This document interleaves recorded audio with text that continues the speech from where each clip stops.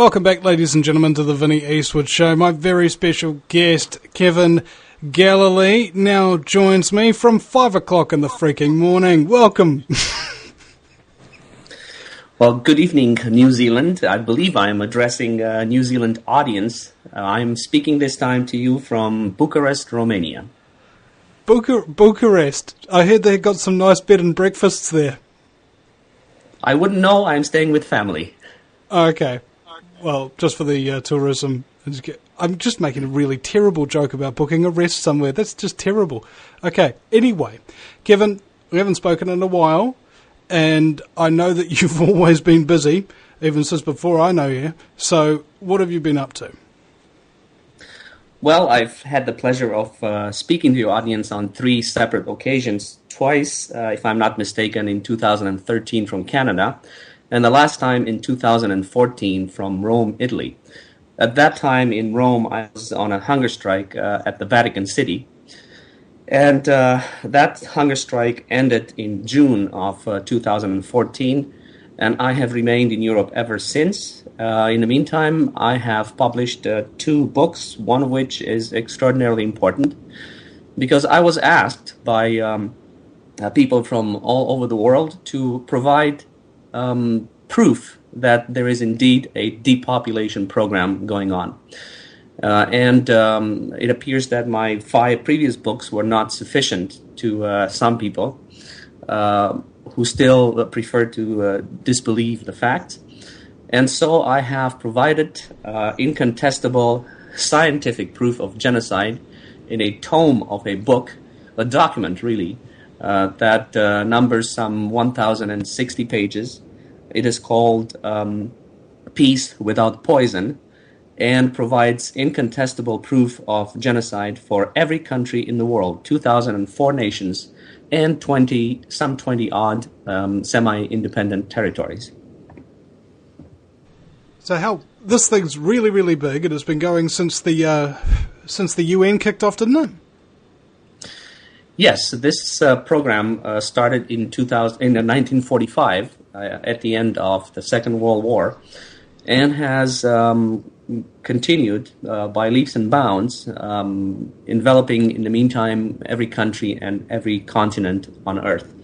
Only 4 countries are really still outside the realm of the global depopulation policy, 4 African countries. And by chance, are those African countries massively have a massive AIDS epidemic anyway? Yes, as all other nobody escapes the clutches. They because that is one of the methods by which countries are forced to join the global depopulation policy. Well, but also on that note, South Africa claimed that they were developing race-specific bioweapons, and I think the first 3 recorded cases were within South Africa, I think, within a couple of miles of a US station that was there for bioweapons research. And that was undoubtedly part and parcel of the global depopulation program. But just for your audience interest, the countries that are still not subsumed by the global depopulation policy are Mali, Niger, Somalia, and Somaliland. All others are at various stages in the demographic transition, which is the euphemism used by the international community to describe the stage at which any given country has entered the global depopulation program. So almost every country is currently at the whim, and if you're not already at the actual focused whim of it, you've got all other things affecting the population growth, food shortages, epidemics, etc. It would occur to me as well that it's about conservation of resources ultimately, and currently resources are controlled primarily by the elite bankers, aren't they? Well, the book that I have just recently published, Peace Without Poison, it demonstrates, or rather confirms several aspects of the global depopulation policy. It has been used to justify, depending on time and place, several concerns of the international community, and all of them are sound. They are, and I'm going to number them. There are 8 in number. 1, to subdue the Axis powers, Germany, Japan, Italy, and their co-belligerents at the end of World War II. 2, to diffuse tensions along the Iron Curtain in order to prevent war between the East and the West, between the communist and the capitalist blocs. 3, to end wars such as those in Vietnam and Korea. 4, to preserve precious resources. 5, to keep volatile borders quiet, such as that between North and South Korea, or that between Pakistan and India. 6, to promote development, especially in Latin America and Southeast Asia, but really throughout the world. 7, to lift countries out of abject poverty, and Africa is a prime example of that. And last but not least, to save island nations from rising sea levels due to man-made climate change. And the primary example are the islands throughout the Pacific region. So all of these reasons are fully justified, and population control has been used to address all of them. So it's been justified how? We're all gonna die unless we kill everybody? The data shows that in every country that has introduced population control measures, and let me make clear from the onset that I'm no friend of covert depopulation measures, but that I advocate for overt population control measures. But the data shows, and this is incontestable scientific data, that every country, upon introducing population control measures and reducing its total fertility rate, that is the number of children per woman, by more than 50%, or the point at which it reached the replacement level fertility, that is 2 children per woman, it began experiencing a boom in the gross domestic product. So, in other words, affluence is entirely the result of low fertility. No country on earth has succeeded in attaining affluence without first attaining low fertility. And that is a brutal fact, but a reality that we must confront. So the economic element has been crucial in the implementation of population control measures, regardless of place and time, of continent, of culture, and even of religion. And haven't eugenicists been saying this kind of stuff for long since before the UN was founded? I am not sure that they have ever spoken about this openly. In fact, the argument has been reversed, namely that low fertility follows affluence, and this argument has been used again and again in order to hide the use of covert methods of depopulation. And of course, it has been rather easy to do that because the time at which affluence begins to grow, that is, the GDP per capita begins to grow, coincides almost to the month in which a country attains a lower fertility, a half of its fertility rate, or replacement level fertility.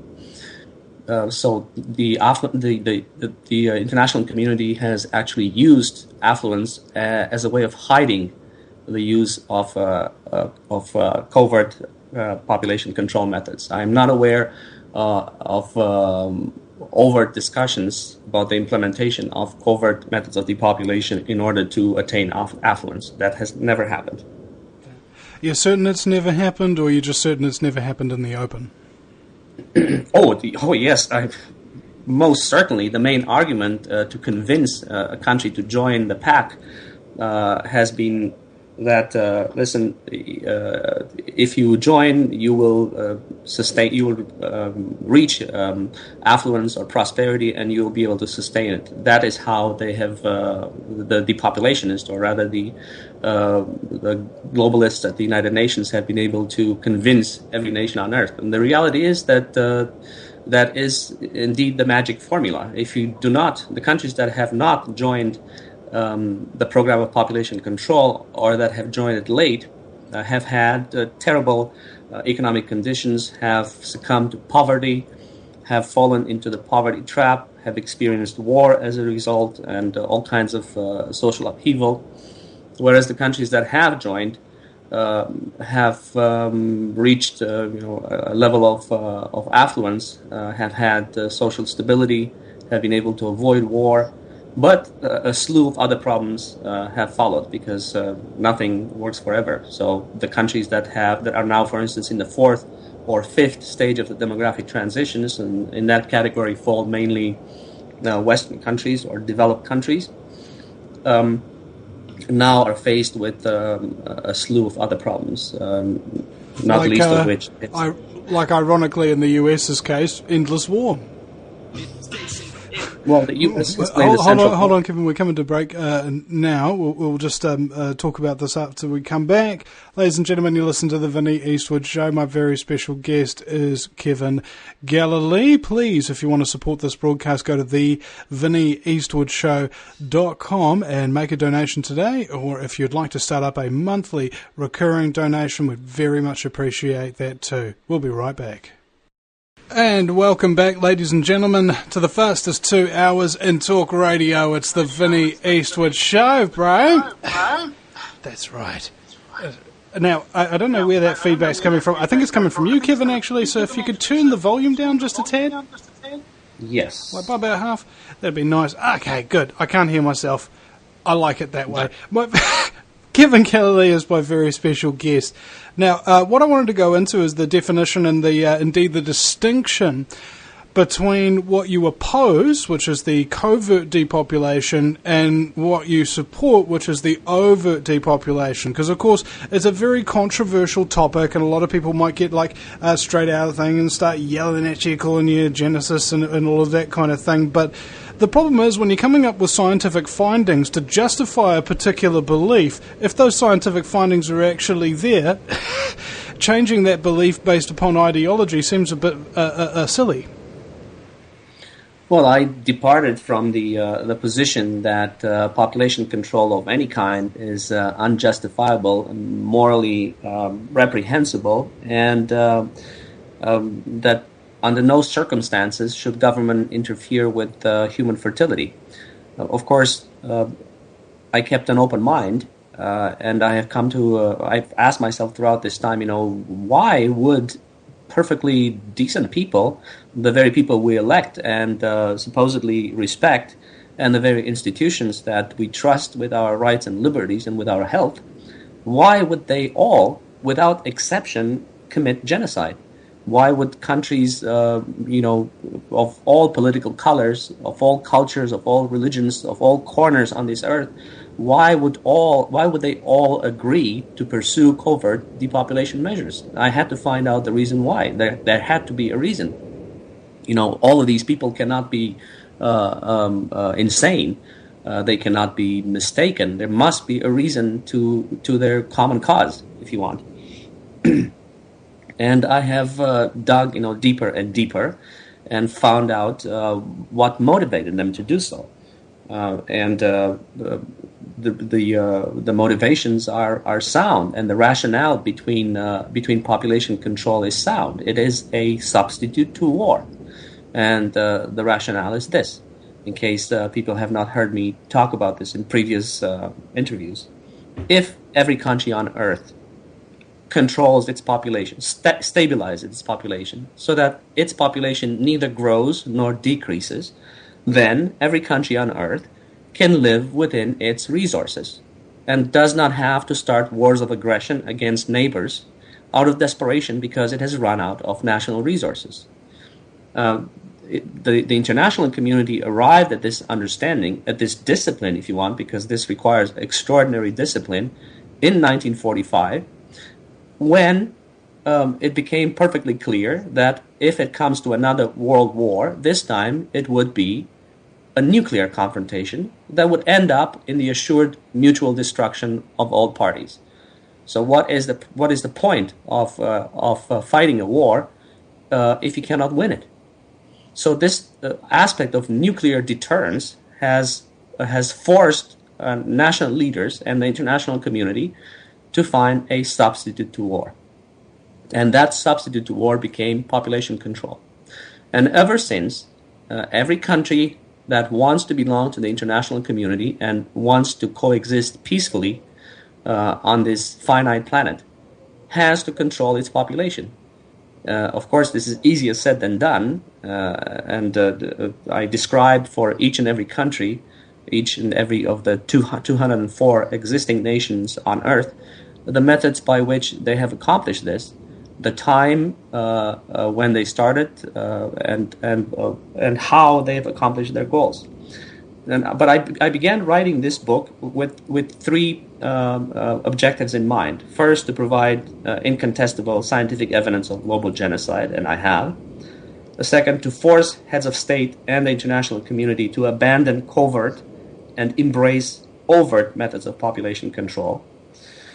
And I'm in the process of doing that, and I'm sure that I know that behind the scenes, the United Nations is in a tizzy, and change is coming, and it's coming fast. Kevin, right there. Sorry. Finish, please. And to do so to change from covert to overt methods by declaring replacement level fertility a global security prerogative, and to enshrine it in international law at the global governance level. And what do I mean by covert methods? I mean that the responsibility for a replacement level fertility, for 2 children per woman or per couple, must fall on the shoulders of every woman and man on this planet, and not be pursued covertly by governments out of desperation. If we are informed citizens, if we are told the facts, if we are presented with the inescapable reality that unless we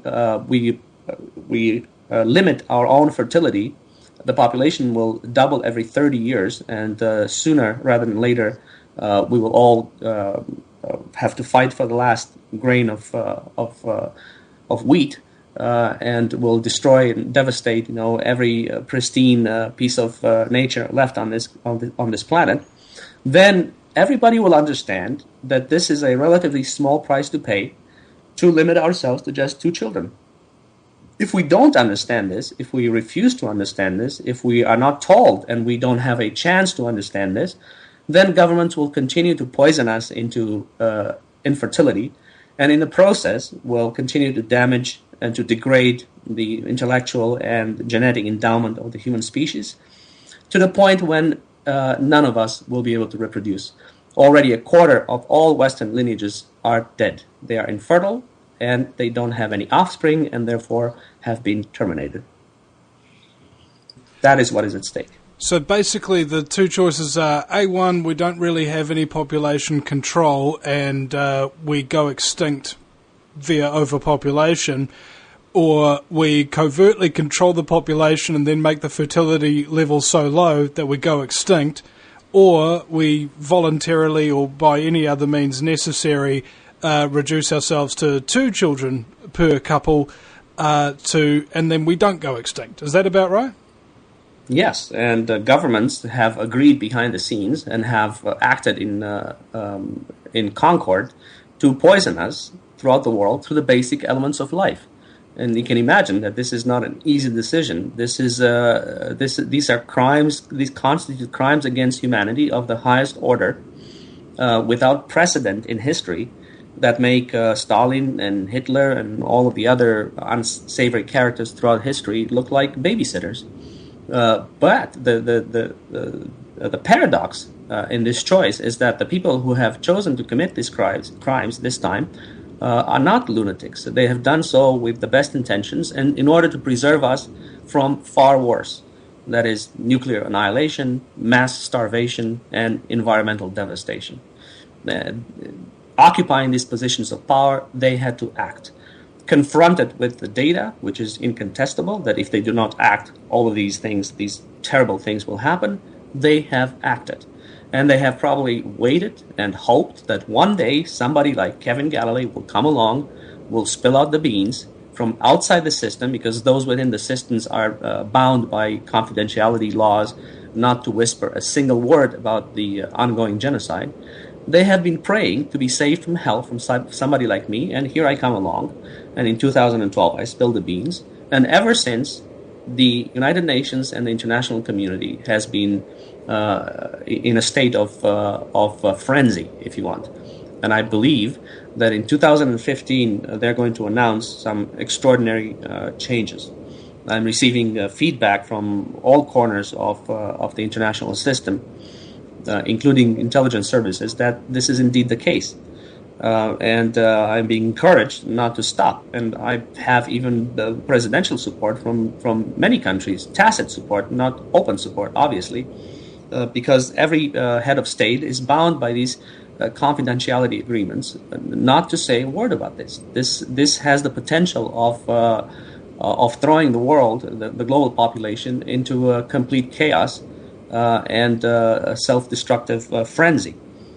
Because when people lose respect and trust in the institutions of government and in their elected officials, what is there left to keep society in one piece? Nothing.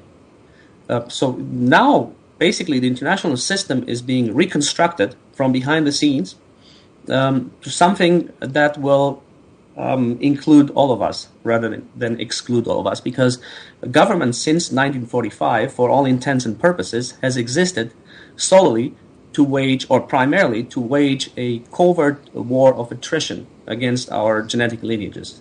And this is a brutal reality that most people have the intellectual ability to comprehend, but they do not have the psychological strength to accept. And they prefer, therefore, to turn their backs and to pretend that they're not hearing, they're not seeing, and they're not understanding that this is going on. So they are in a state. The majority of the population who hear this, and now, of course, it has become a subject that is being discussed, at least in the alternative media. The majority of the population is in denial. And is there a plan for, like, one of the things that people are really fearing, and I think they might be misunderstanding the point here, is forced depopulation, where basically people are rounded up and exterminated. That's what people are really, really concerned about. Yes, and if we allow the international community to pursue this hidden agenda and to act only with the best interest of an elite in mind, and to exclude us from well-being and from the future, then this is exactly where we are heading. But I believe that if we now push as hard as we can, and if everybody who knows about this makes it their second profession to speak up about this, we have an 80% chance of turning this around this year and forcing the international community to make some extraordinary changes so that the global governance level is basically democratized and we're all included in the future. And I don't know what you have planned for the rest of the show, but I would like to be able to go and present a few countries and show to your audience how particular countries have pursued population control, to what effect. And because it's very interesting, it's an exercise for most people that will force them to accept, to face the brutal reality, and to understand that these decisions have been made at the executive level. The alternative media is being now bombarded and misinformed by people from within the system, by shills and people paid to deceive the audience, the public. These people have to understand that this decision has always to pursue population control or not to pursue has always been made by the heads of state and heads of government in every country. The United Nations has presented the facts to the leadership of every country as they are elected. And these leaders have a chance to either take the advice of the United Nations and the international community or not to take that advice. If that particular country is a developed country, let's say, or a nuclear power, then they have no choice but to take the advice, because no nuclear power is allowed to allow its population to get out of control, because it would pose a terrible threat to international peace. But the smaller countries and countries that are not developed have been given the choice to stay out until at least very recently, until the 1990s, or in several cases even the beginning of the 21st century. But if you're okay with this plan, then perhaps I should start with New Zealand. Well, I would, but one thing I was thinking about was when I get up every morning is how many things that are around me on a day-to-day basis that are like poisonous or causing some kind of infertility, whether it's sugar or electromagnetic radiation coming out of the wireless router, or dirty electricity, or goodness knows what, BPA line, plastic, etc. I was wondering, how does Kevin Galalae see the world walking around just trying to eat and drink and go to bed? Knowing what I know now, and knowledge is empowerment, I dedicate every living second of my life to shutting down this program, because everything else that I would do, regardless what position I would occupy in any institution, whether private or public, irrespective of what fortune I am being paid, it would be a complete waste of my time. Every one of us is now paying for our own extinction. And the more money we make, the more money you make, the more money you pay into your own extinction. The entire system has been turned upside down to function as an eradication machine, so that humanity is brought to a stop by humanity, because only man can stop man. This sounds, and it is, very insidious. The methodology is diabolical. But here's the paradox. The intentions are benevolent, and had this not been done since 1945, we would have long been finished. Now, Kevin, I'm going to have to stop you right there. I think we're coming to break right about now, ladies and gentlemen. Thank you for listening, and I think we will be right back. And welcome back, ladies and gentlemen, to the Vinnie Eastwood Show, broadcasting live on American Freedom Radio 4 days a week. If you happen to be in Romania, it's like, what is it, like 4 or 5 a.m. there at the moment? It's like 5:24 in the morning?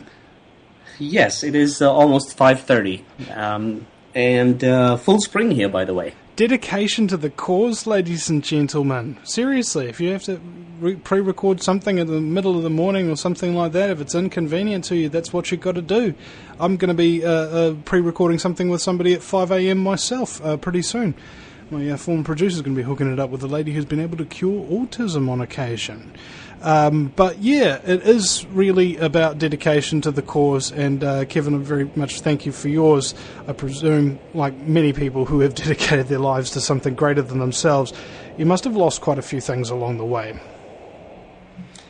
Well, the international community has made sure that I have lost absolutely everything. It started in 2011 with the first arrest. Then the Canadian authorities cooperated with the international community and falsified my medical record to create the impression that I'm delusional. So, in other words, to destroy my credibility and my reputation. I countered that with 3 independent psychiatric reports that showed that I am perfectly mentally sound. And of course, I continued to publish, irrespective of their intimidation. Subsequent arrests followed, 6 in all. I've spent 1 year behind bars. My family has been taken away from me. I have been barred from, illegally I might add, from seeing my children because I purportedly pose a threat to them. I have not seen my children in 4 years. I have not slept in my own bed in 4 years. I have had to flee Canada clandestinely in the middle of winter in 2012 to escape a fifth arrest, so as to be able to continue my work from outside the country. I have spent more than 2 years in exile. I have been deprived of all my property, including my intellectual property, which to this day has not been returned to me. The list goes on and on and on. I have even been made 3 offers for millions of dollars if I keep my mouth shut, all of which I've refused, because I could not possibly live with my own conscience, knowing that I am a party to genocide, and that I would contribute through my silence to the extermination of the vast majority of the human race. A friend of mine, but this is just a friend of mine at a party one night, Kevin. He asked me, Vinny, if somebody offered you $50 million to just stop what you're doing and stop trying to help humanity and all of that kind of stuff, would you take it? And I said, yeah, sure. I'd take it, and I'd give the majority of it to other people who are like better at exposing it than me. And he says, no, but you'd have to sign a contract that you'd never engage, support, or do anything in order to get that money. And I thought about it. $50 million, you say? He goes, yeah. I was like, I couldn't do it, bro. Well, let me give you an idea of what an offer of this nature is like, and how they present it. First of all, they corner you in a place where they have full control of you, and this second offer was made to me while I was in jail. I was held in pre-trial detention for 9 months, and after about 6 months of psychological warfare against me, if you want, time during which they tried to convince me to that I will never see the light of day, that I will never be freed again, that I will be put into isolation for years, that nobody will know I'm there, and so on. Once they realized that I do not succumb to that kind of pressure, then they made the offer, and they said this: well, Kevin, we'll open a numbered Swiss bank account for you, and we will deposit every month as much money as you want. However, you cannot say a word about this, and the reason you are being paid month by month is to make sure that you are not saying a word about this.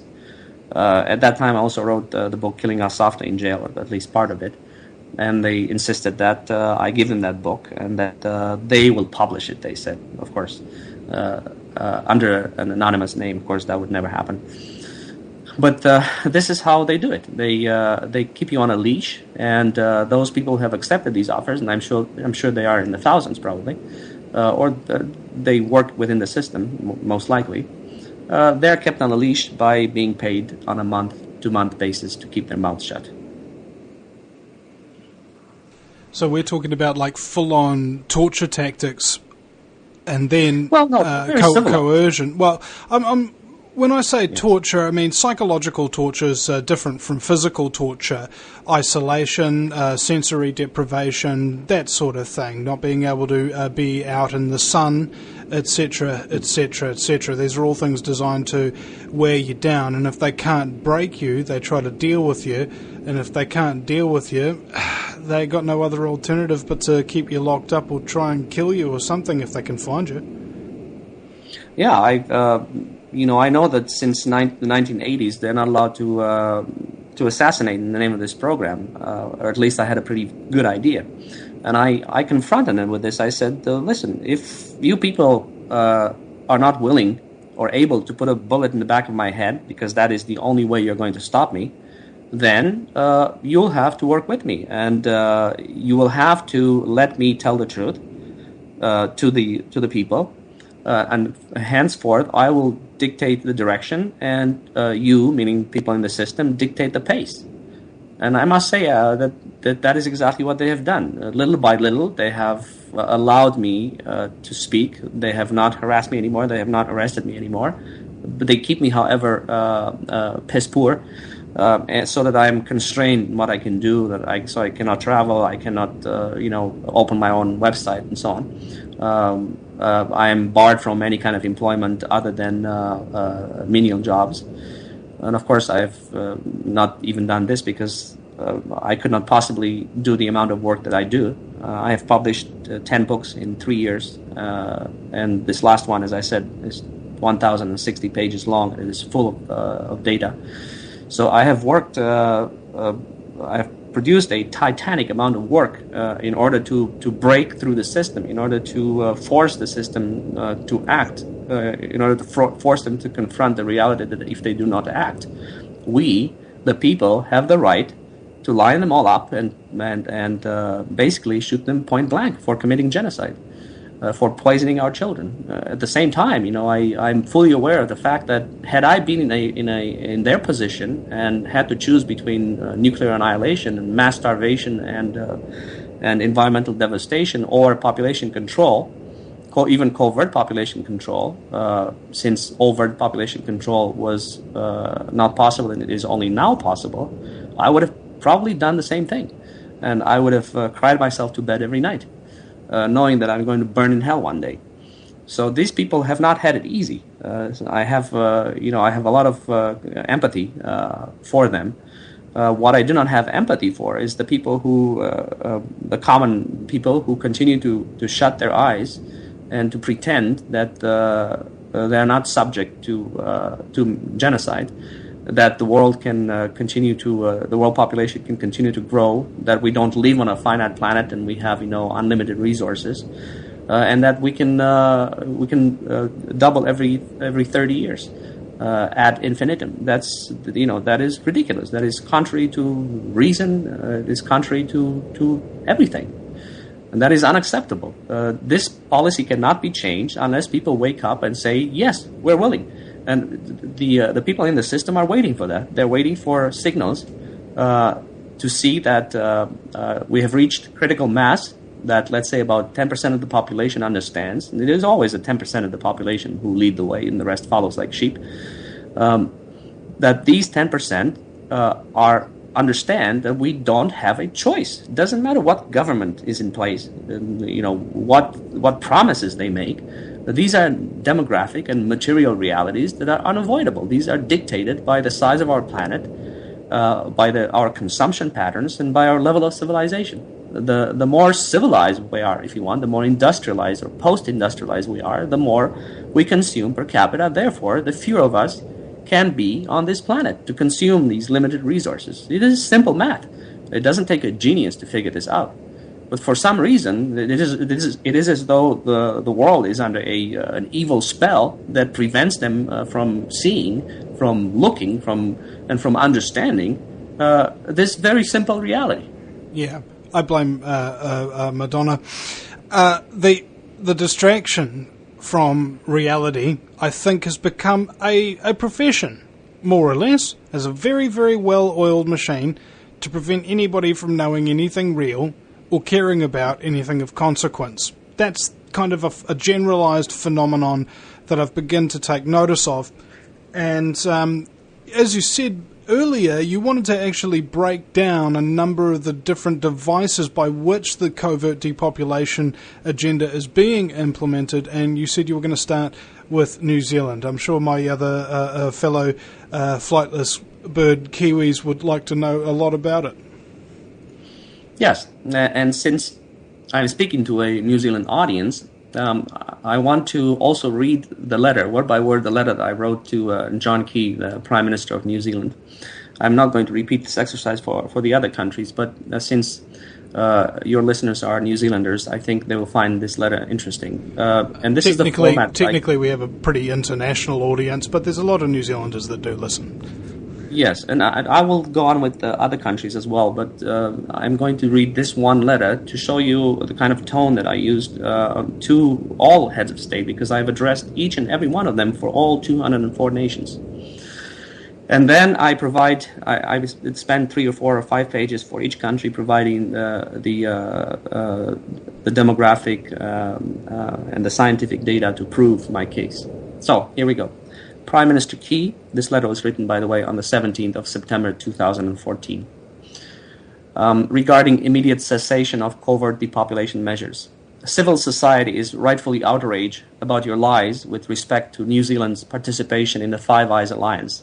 alongside the US, UK, Canada, and Australia. The illegal program of mass surveillance that violates the right to privacy and the fundamental rights of every human being on the planet. Through your participation in this supranational program of surveillance, censorship, and oppression, you have set yourself above the law and have betrayed the very people you're supposed to govern. Imagine how outraged the people of New Zealand and the world will be when they find out that your government and the entire international structure of global governance are poisoning humanity into extinction to accomplish the engineered demographic transition that was embarked upon in 1945 as a substitute to war. People have yet to realize that the program of mass surveillance conducted by your government and its other 4 allies, and that in the meantime has coerced a total of 69 nations, is not intended to protect us from Islamic terrorism, which is an Anglo-Saxon invention, but to enable the suppression of the truth and of our rights and liberties until such time as the vast majority of the world's genetic lines are terminated. You are playing with fire, and you will get burned, because I, as a father and a citizen, will not allow you or anyone else to poison my children and my fellow men into sterility, chronic illness, and early death, regardless how lofty the geopolitical reasons behind such measures may be. No one is interested in a new world order that deprives us all of our rights and liberties. No one is interested in a new world order that poisons us into extinction and in the process renders us chronically ill and mentally retarded. No one is interested in a new world order that can only be propped up by filthy lies and despicable deception. Eliminate all endocrine disruptors from food, water, beverages, vaccines, and air, and outlaw their use now and forever, or you will soon face a firing squad for your complicity in crimes against humanity. Seize all psychosocial and economic measures to subvert the family and social well-being, or this and future generations will be spitting on your grave. The world must and will legislate population control, for that is the only way to legally, ethically, and honorably defuse the overpopulation bomb, and thus secure international peace, preserve natural resources for future generations, and save the planet from environmental devastation and future generations from famine and misery. If you need my help to change course, I stand by to fly to New Zealand to speak with you privately and assist you in every way I can. Sincerely, Kevin Galalae. And that is the format that I used and the tone that I used with every head of state. I don't spare them. I take them to task. Well, Kevin, you've wrapped it up just at the right time when the music's coming on. We'll be right back, ladies and gentlemen, after the break at AmericanFreedomRadio.com. Kevin Galalae is my very special guest, and I would like to now run through, we've only got one segment left, a couple of maybe 10 minutes or so. Can we run through some of how the covert depopulation agenda actually works here in New Zealand in terms of contamination of food, air, water, etc.? Yes. Well, first of all, New Zealand adopted covert methods of depopulation in 1962. And the total fertility rate dropped from 4.3 children in 1961 to 2.1, thus to replacement level fertility by 1978. So already in 1978, New Zealand reached the first goal of the global depopulation policy, which is replacement level fertility. But it did not stop there. It went even further. To a lowest low of 1.88 children per woman by 2002. From 1978 until today, the government of New Zealand has succeeded in poisoning its people into infertility with such precision as to be able to keep the total fertility rate between the range of 1.9 and 2.1 children per woman, thus smack on replacement level. So New Zealanders are being treated no better or no worse than lab rats. No, I mean, like, why? How? If we're being poisoned, what's the poison? What's the delivery mechanism? Well, the government has accomplished this demographic miracle with fluoridated water, which was first tested in the city of Hastings in 1954. And after a commission of inquiry held in 1957, its use was rapidly expanded throughout the 60s. And since 1980, the government of New Zealand has also added bisphenol A, BPA plastics, and epoxy resins to its sterilization arsenal. These are the two primary methods. However, in the meantime, all kinds of GMO products and byproducts have been added to the arsenal of depopulation, and they come in the form of corn syrup, for instance, which is used as a sweetener in all confectionery. So every time your child eats a chocolate bar, he is getting his daily dose of sterilizing agent, whether it is the corn syrup made from a GMO plant or an artificial sweetener such as aspartame, which is also a sterilizing agent. The man responsible for introducing covert methods of depopulation to New Zealand nationwide in 1962 is Prime Minister Keith Holyoake, and I hope I'm pronouncing this correctly. All subsequent, and without exception, all subsequent prime ministers of New Zealand have continued the genocide, and they are Norman Kirk, Bill Rowling, Robert Muldoon, David Lang, Jeffrey Palmer, Jim Bolger, Jenny Shipley, Helen Clark, and John Key. And by the way, Helen Clark was rewarded in 2009 for her services in the name of the Global Depopulation Policy with the position of Administrator of the United Nations Development Program. And you'll see this throughout the world. People who have been crucial to the depopulation program in their respective country have been rewarded with a position, a high-ranking position within the UN structure. Which happened to have a $9 billion budget and a $9 million salary. And just for the record, the name of the first Prime Minister is Holyoake, and one of the other one is not David Lang, it's David Longy. But yes, continue. Yes. And I name names for every country, so I don't spare any punches. Everyone involved, his or her name has appeared, and is in this book as a historic record. Did you mention Jenny Shipley? Because she was a yes. Prime Minister here for a bit. Yes, okay, sorry. Yes, I have. Jenny Shipley from 1997 to 1999. She's responsible for those 2 years. And New Zealand hides its contraceptive prevalence use history in order to prevent the public from realizing that their low fertility has absolutely nothing to do with their use of contraceptives, and everything to do with the government's secret war or secret use of endocrine disruptors in the basic elements of life: water, food, and beverages, as well as dental products. Which is how they subvert fertility. So basically, throughout the Western world, using contraceptives is an exercise in futility. Would you be able to explain in layman's terms what an endocrine is and what an endocrine disruptor does? An endocrine disruptor is a chemical or artificial substance that interferes with the hormonal production that the glands throughout the human body create in order to regulate every system in the body, from digestion to growth to reproduction. So it affects, an endocrine disruptor will by necessity affect not only the reproductive system, but the entire endocrine system, which is why we see these panoply of so-called illnesses of affluence, heart disease, diabetes, obesity, developmental disorders,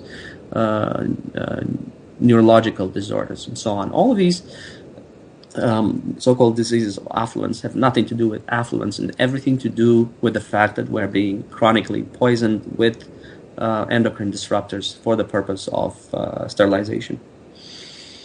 So in order to hit one thing, which is the reproductive system, they basically hit the whole body with a it's kind of like the opposite of a cure-all. It's a disease-all. Yes, and you have to understand that the reproductive system is so deeply rooted in our physiology. No pun intended. Yeah, yes, for for a reason, which is to ensure the perpetuation of the species. This is the second most important instinct next to the survival instinct. So it is very, very difficult to undermine it, and you can only undermine human fertility by basically ruining the entire human health, and this is what they're doing. And this is why we see, for instance, that people who have not been subject to chemical sterilization methods are far healthier, even though they live in countries that have absolutely no medical system and no fancy medicines and no 300 doctors per 1 doctor per 300 citizens, as it is in the Western world. The entire medical system deals basically with the after effect of this mass sterilization or covert mass poisoning program. Okay, so in the name of population control. Just in terms of the fluoride, so basically, if you're living in a fluoridated city, you're drinking it, you're bathing it, you're putting you're cooking your food with it, you're washing everything with it, and it can also enter the body through the skin and the pores, can't it? So there's no way to control the dosage. No. So somebody who works really, really hard all day or something is outside and they have to drink a lot of water, they're taking a lot of excess toxin in. Yeah, and listen, many people think that they know all of the methods of sterilization and they can protect themselves and their family, and they don't need to care about anybody else a damn. That is not the case. This program is conducted in such a way that nobody can escape it. Not even the people who control the program. Not even the fish. And that's how they justify it. Even the animals and the fish and everything with all the toxins that are in our environment that we're putting in there. I mean, it must be messing up the all sorts of species, not just us. Yes, but if they don't get you through fluoridated water, they will get you through through an artificial sweetener or through another endocrine disruptor or through a GMO or through a fertilizer or BPA plastics and so on. In one way or another, or even through vaccines, in one way or another, they will get you. You cannot protect yourself and your family. You can only sort of minimize the damage and be perhaps one step ahead of everybody else. But sooner or later, your genetic line will be extinguished, and we see from generation to generation. And the graphs that I provide in this book, for every country, shows that as clearly as daylight. But to return to the data for New Zealand, to mask the anticipated drop in fertility as soon as fluoridated water was expanded nationwide from 1962 onward in New Zealand, the government approved the sale of the oral contraceptive pill in 1961 and the use of Depo-Provera injections in 1969. And we see this throughout the world, and they always use all kinds of methods to hide the real method behind the drop in fertility. And the government of New Zealand has since perpetuated the myth that contraceptive use, which even today is no higher than 74%, and during the 60s and 70s was never higher than 30 and 40% respectively, is responsible for the country's low fertility. They also used other arguments such as, yes, but sterilization is very popular. A lot of people get sterilized. Well, that's not the case. The surgical sterilization cannot be used to hide the use of covert methods of depopulation, since surgical sterilization was not available until 1977. And remember that by 1978, the country had already reached replacement level fertility. But in 1977, the Contraception, Sterilization, and Abortion Act was passed.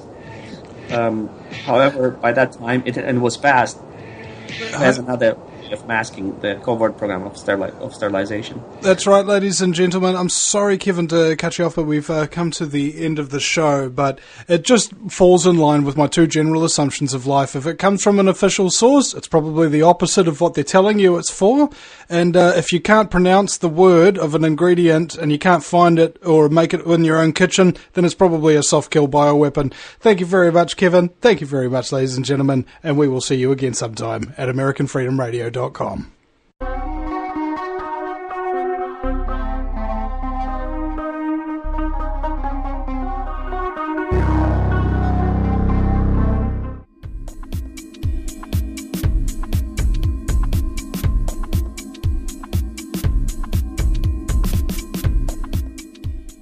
the UN kicked off, didn't it?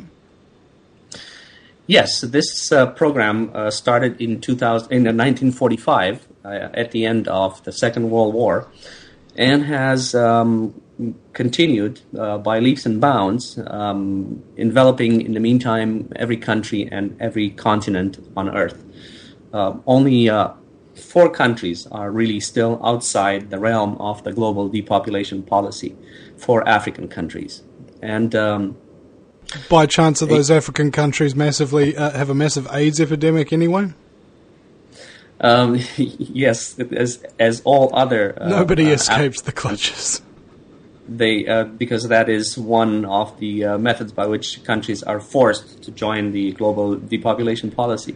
Well, but also on that note, South Africa claimed that they were developing race-specific bioweapons, and I think the first 3 recorded cases were within South Africa. I think within a couple of miles of a US station that was there for bioweapons research. And that was undoubtedly part and parcel of the global depopulation program. But just for your audience interest, depending on time and place, several concerns of the international community, and all of them are sound. They are, and I'm going to number them. There are 8 in number. 1, to subdue the Axis powers, Germany, Japan, Italy, and their co-belligerents at the end of World War II. 2, to diffuse tensions along the Iron Curtain in order to prevent war between the East and the West, between the communist and the capitalist blocs. 3, to end wars such as those in Vietnam and Korea. 4, to preserve precious resources. 5, to keep volatile borders quiet, such as that between North and South Korea, or that between Pakistan and India. 6, to promote development, especially in Latin America and Southeast Asia, but really throughout the world. 7, to lift countries out of abject poverty, and Africa is a prime example of that. And last but not least, to save island nations from rising sea levels due to man-made climate change. And 2014 from Rome, Italy. At that time in Rome, I was on a hunger strike at the Vatican City. And that hunger strike ended in June of 2014. And I have remained in Europe ever since. In the meantime, I have published 2 books, one of which is extraordinarily important, because I was asked by people from all over the world to provide proof that there is indeed a depopulation program going on. And it appears that my 5 previous books were not sufficient to some people who still prefer to disbelieve the facts. And so I have provided incontestable scientific proof of genocide in a tome of a book, a document really, that numbers some 1,060 pages. It is called Peace Without Poison, and provides incontestable proof of genocide for every country in the world, 2,004 nations, and some 20-odd semi-independent territories. So how this thing's really, really big. It has been going since... The countries that are still not subsumed by the global depopulation policy are Mali, Niger, Somalia, and Somaliland.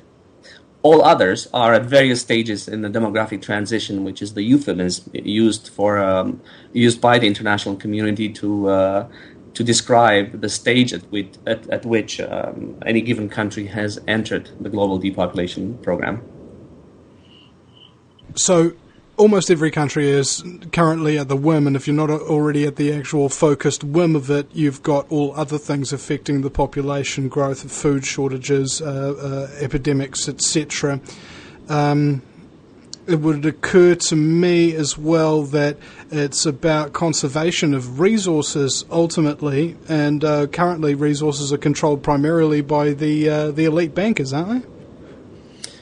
Well, the book that I have just recently published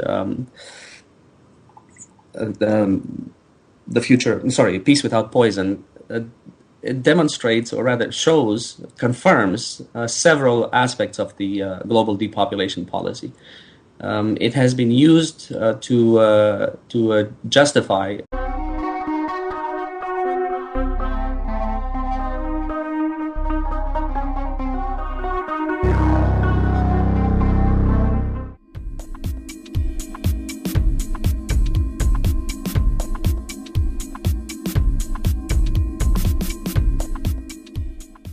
Welcome back, ladies and gentlemen, to the Vinnie Eastwood Show. My very special guest, Kevin Galalae, now joins me from 5 o'clock in the freaking morning. Welcome. Well, good evening, New Zealand. I believe I am addressing a New Zealand audience. I'm speaking this time to you from Bucharest, Romania. Bucharest. I heard they got some nice bed and breakfasts there. I wouldn't know. I'm staying with family. Okay. Well, just for the tourism. I'm just making a really terrible joke about booking a rest somewhere. That's just terrible.